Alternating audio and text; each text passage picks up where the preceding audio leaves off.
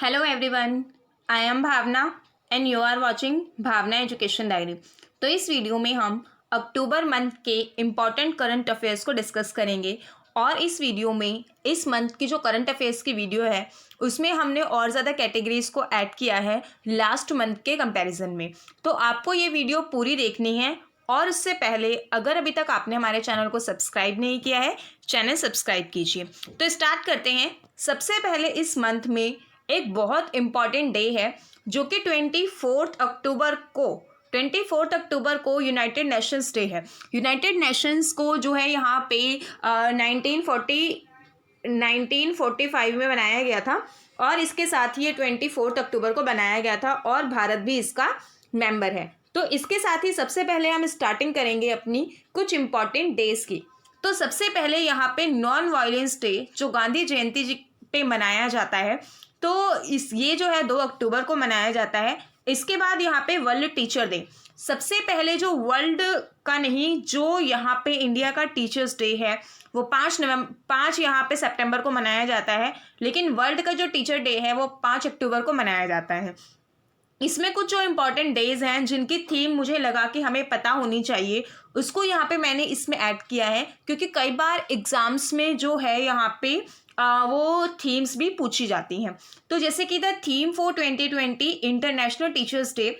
International teachers day की जो theme है वो टीचर्स लीडिंग इन क्राइसिस जो है यहाँ पे ये इसकी थीम है, इमेजिनिंग इन द फ्यूचर। और इसके साथ है एयरफोर्स डे। एयरफोर्स डे 8 अक्टूबर को मनाया जाता है।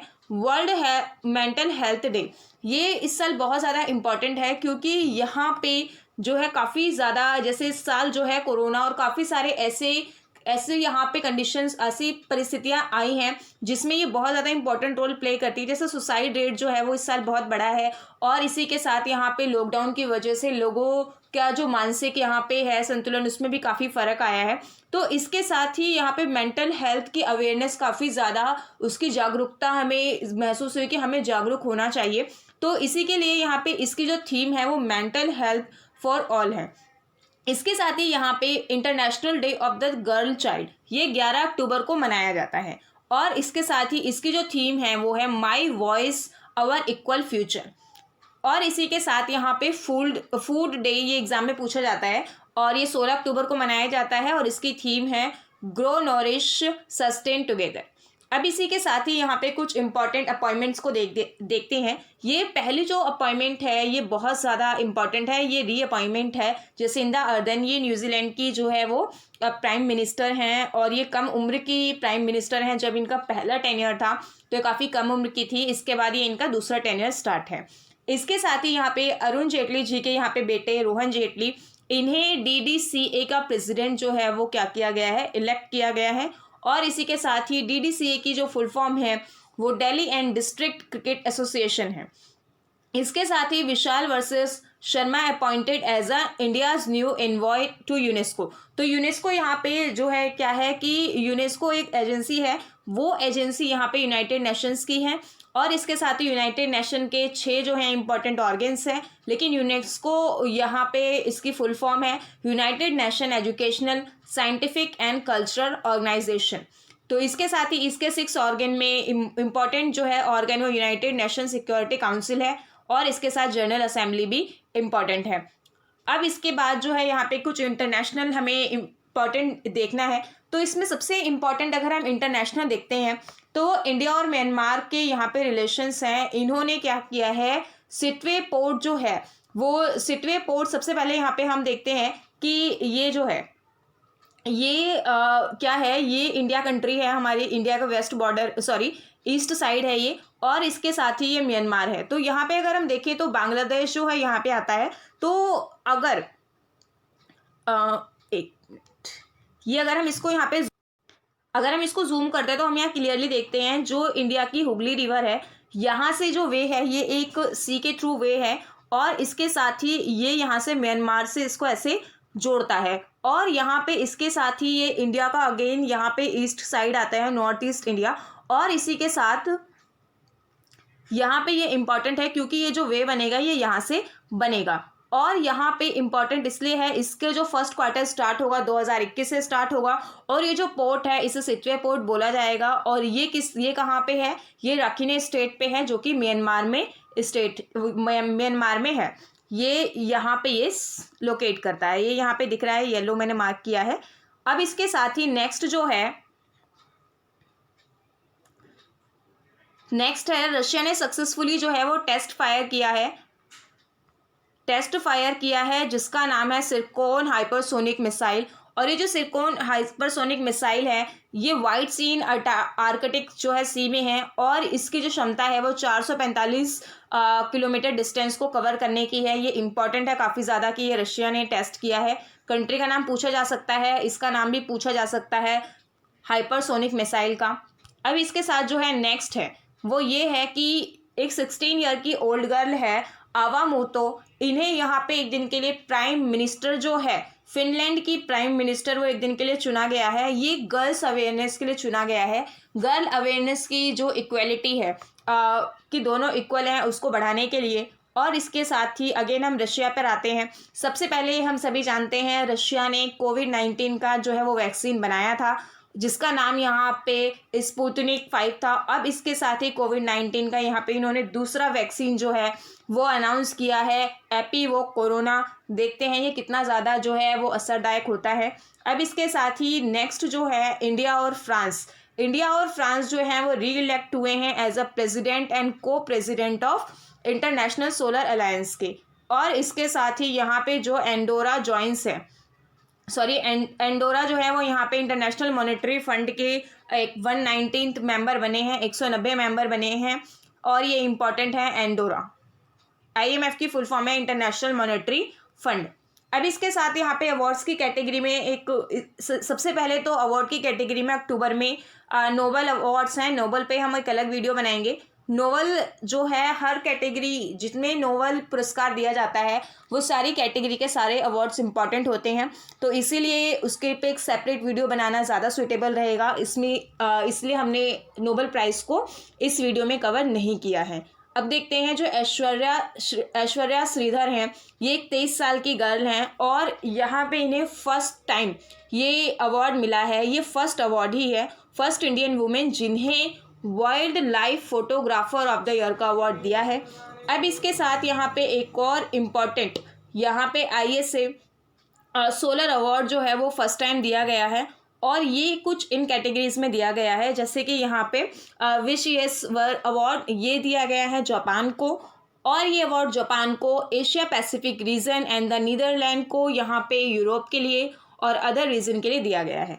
इसके साथ ही कल्पना चावला अवार्ड ये doctor Bhim Singh from IIT Delhi और यहाँ पे Ayesha alumni from Dubai electricity and water authority को दिया गया है। वाटर अथॉरिटी यूनाइटेड अरब अमीरात की है, और जो दिवाकर अवार्ड है वो अर्पण इंस्टीट्यूट हरियाणा के और आरुषि सोसाइटी को दिया गया है। ये पहली बार कन्फर किया गया है इसलिए इम्पॉर्टेंट है।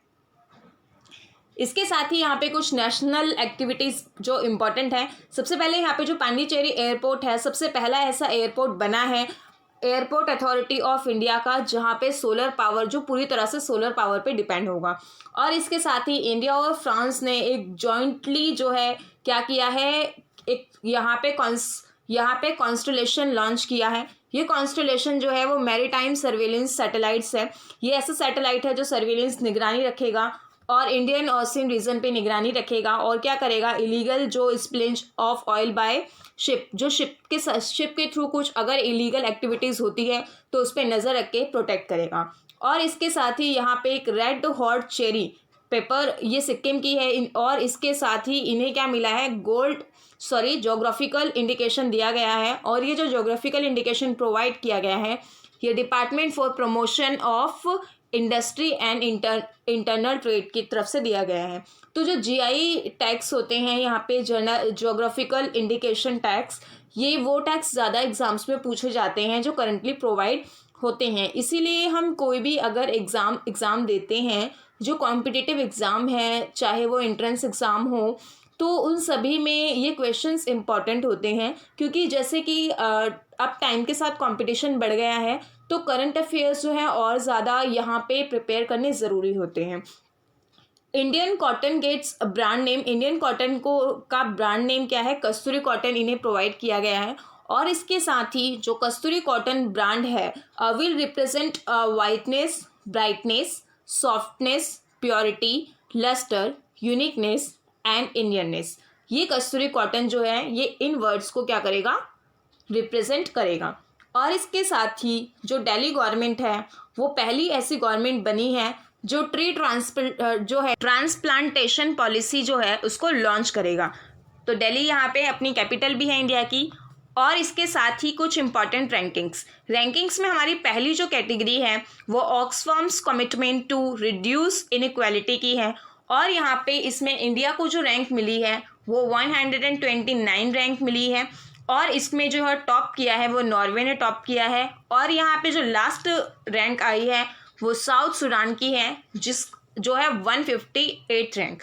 और इसके साथ जो काफ़ी एग्जाम्स में पूछे जाता है वो है ग्लोबल हंगर इंडेक्स। तो ग्लोबल हंगर इंडेक्स में इंडिया की रैंकिंग 94th है और ये रैंकिंग 107 कंट्री में से मिली है इंडिया को। अब इसके साथ ही यहाँ पे इंडिया जो है 4th मोस्ट पावरफुल कंट्री है और ये जो है एशिया पावर इंडेक्स के थ्रू रिलीज की गई है। India 4th most powerful country influencing Asia Pacific और इसमें जो टॉप किया है वो यूएसए ने टॉप किया है। अब इसके साथ ही कुछ इंपॉर्टेंट बुक्स और ऑथर्स को अगर हम देखें तो यहाँ पे कुछ बुक्स और ऑथर्स जो हैं, सबसे पहली है द बैटल ऑफ बिलोंगिंग जिसे शशि थरूर ने लिखा है।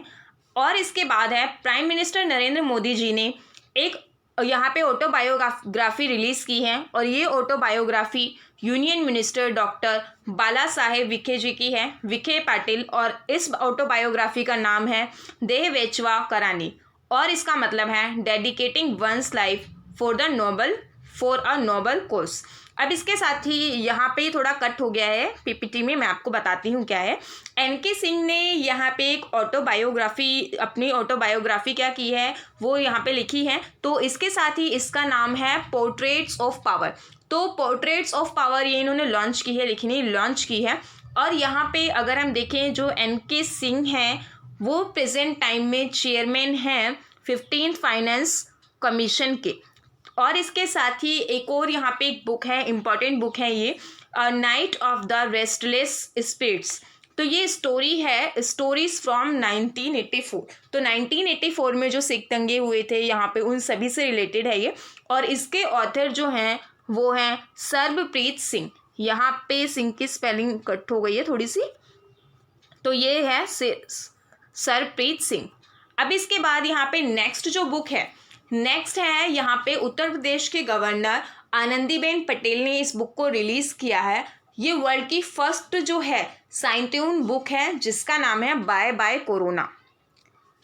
देखते हैं कब बाय बाय होता है, लेकिन इस बुक का टाइटल जो है वो है bye bye corona. The book has been written by scientist doctor Pradeep Srivastava. इसे प्रदीप श्रीवास्तव ने लिखा है जो कि फॉर्मर साइंटिस्ट रह चुके हैं। कहाँ पे ये साइंटिस्ट रह चुके हैं? सेंट्रल ड्रग रिसर्च इंस्टीट्यूट जो कि लखनऊ में है। लखनऊ जो है भारत के यूपी स्टेट में आता है। अब इसके बाद स्पोर्ट्स की कैटेगरी है।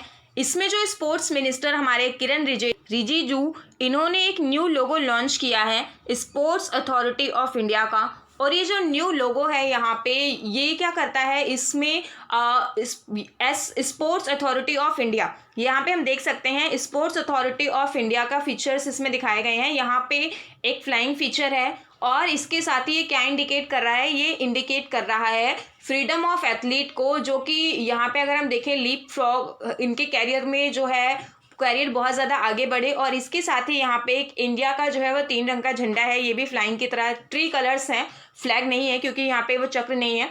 और इसके साथ ही ये ब्लू कलर का चक्र यहाँ पे ये इस तरीके से फिगर आउट किया गया है।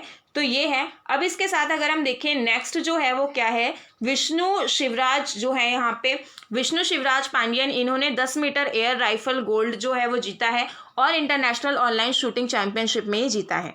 और इसके साथ ही यहाँ पे स्पोर्ट्स में हमेशा 4 जो है यहाँ पे टेनिस ओपन बहुत ज़्यादा इंपॉर्टेंट रहे हैं, जैसे कि यहाँ पे फ्रेंच हो गया और इसके साथ और भी यहाँ पे इम्पॉर्टेंट रहे हैं, विंबलडन हो गया।